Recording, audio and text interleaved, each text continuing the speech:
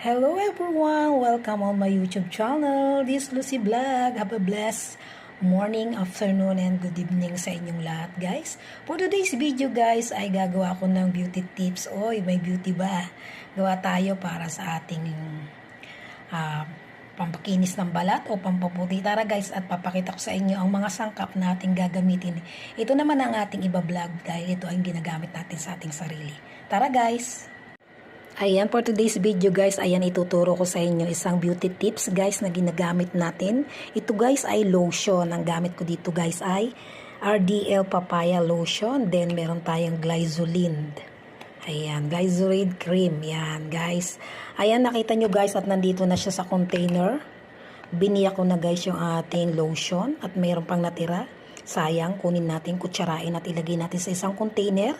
And then itong Glycerin, guys, ay imimix lang din natin dito. Ito, guys, papakita ko sa inyo.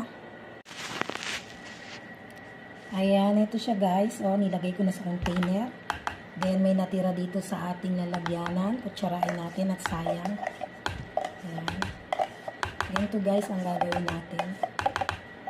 Sayang siya, guys, yung nasa container.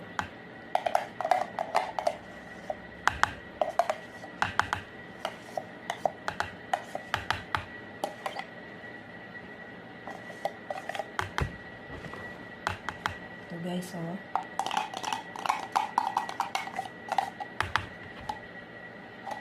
Dahil hindi na open, guys, to kaya biniyak ko na lang. Hindi na open yung takip. Oh, nalaglag pa dun.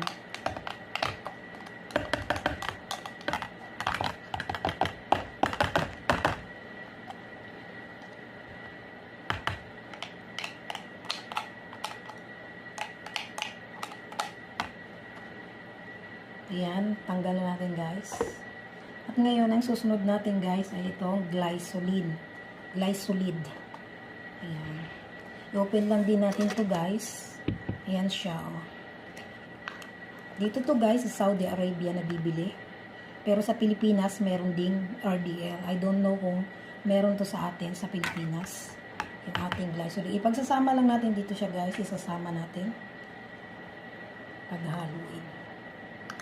Ayan.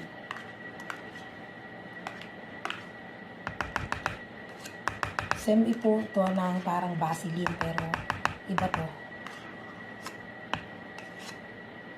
Iba ang mas effective dito sa ating balat.